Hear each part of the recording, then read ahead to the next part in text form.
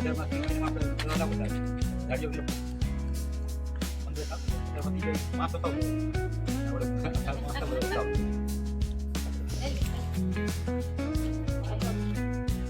જોતા રહો મિત્રો આ ભાઈનો વિડીયો. આ ભાઈ શું કહેવા માંગે છે, આ ભાઈની વાત સાંભળીને તમે પણ ચોંકી જશો મિત્રો.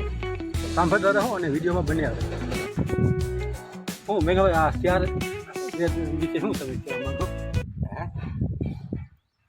ચાર વર્ણ હા, ચાર બ્રાહ્મણ, ક્ષત્રિય, વૈશ્ય અને શૂદ્ર. શૂદ્ર કેટલી જાતિ આવે? 3 કેટેગરી આવે. ઓબીસી,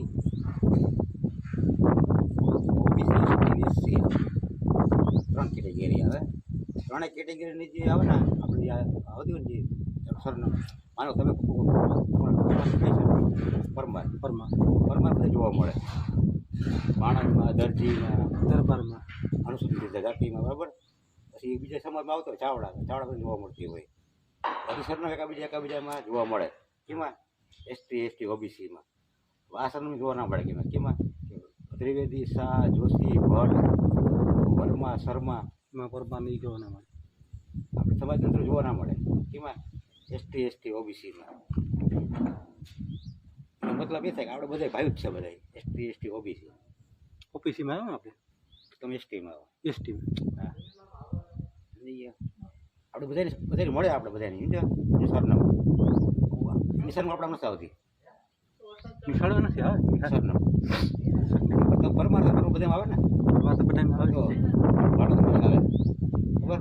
પછી દરજીમાં આવે. હા, અમારે બરાબર. અમુક ટકા ક્ષત્રિયમાં આવે. બરાબર. 8% એવા ના આવે. જોશી, ત્રિવેદી, ભટ્ટ ને શાહ ને વર્મા ને શર્મા ને મિશ્રા ને બ્રાહ્મણો છે બહાર ના છે. આર્ય જાતિ લોકો કહેવાય. સારી જાતિ, વિદેશી જાતિ, વિદેશી એવું હું નથી કહેતો, પણ એવું આપણે ડિસ્કવરી ઓફ ઇન્ડિયામાં જવાહરલાલ નહેરુનો ગ્રંથ છે, એમાં પણ એ જોવા મળે. આપણે વાંચો. પછી દયાનંદ સરસ્વતીમાં એનું ગ્રંથ છે મંદિર, એમાં મળે. હા, આપણે જાણવા આપણે કાપી મુક્ત નહીં આવે. મને ફોન કીધે બ્રાહ્મણ બધું વિદેશી કે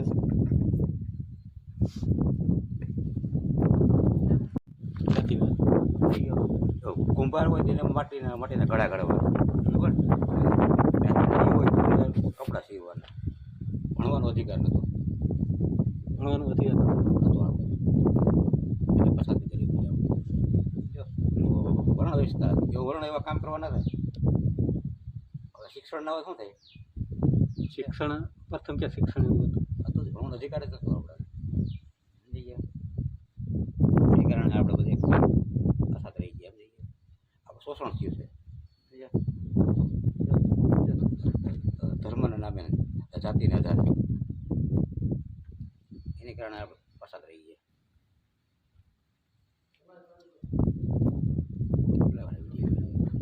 મેઘાભાઈ, આપણે આ કારીગર લોકો કેમ ગુસ્સા નહીં આવતા હોય? હા, કારીગરો એ વિશે કારીગરો લોકોને ગણિત નથી. ગણિત છે ને મનુષ્યના જીવનની અંદરમાં ગણિત મહત્વનો ભાગ ભજવે. તમે કેટલા રૂપિયા કમાવો એ મહત્વનું નથી, તમે કેટલા રૂપિયા બસાવો એ મહત્વનું છે. કેટલું કમાઈ મહત્વ નથી, કેટલું બસાવી એ મહત્વ, એ વધારે મહત્વનું છે. કમાતા હોય આપણે 1000, આજે પછી 500 બસાવતો 1000 કમાતા હોય તો એમાં 500 બસવા જોઈએ ને આપણે. 500 બસવા જોઈએ. આ તો મહિને 7000 પૈસા, કેટલા રૂપિયા. પછી આપણા જે વિચાર શક્તિ હોય ને થોડીક આપણી હોય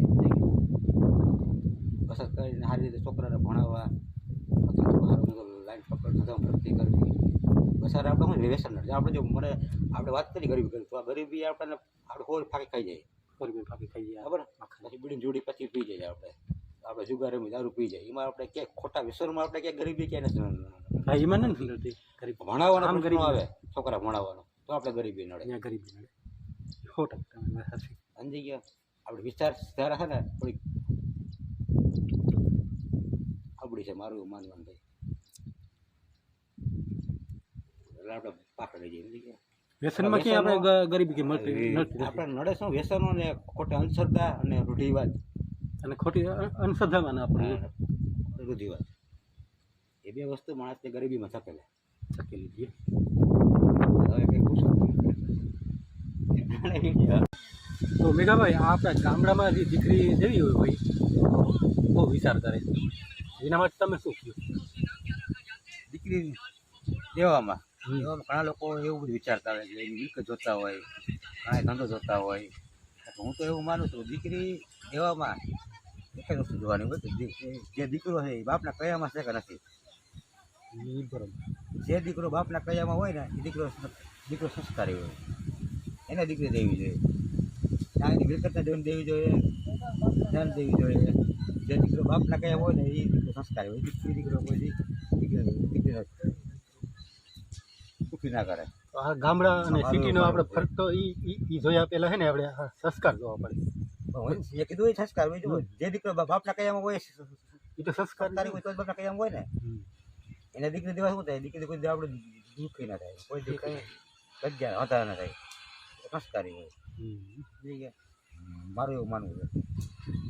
બરોબર. ઘણું બનાવી લીધું એટલે ખર્ચા ભણવાના કહ્યા.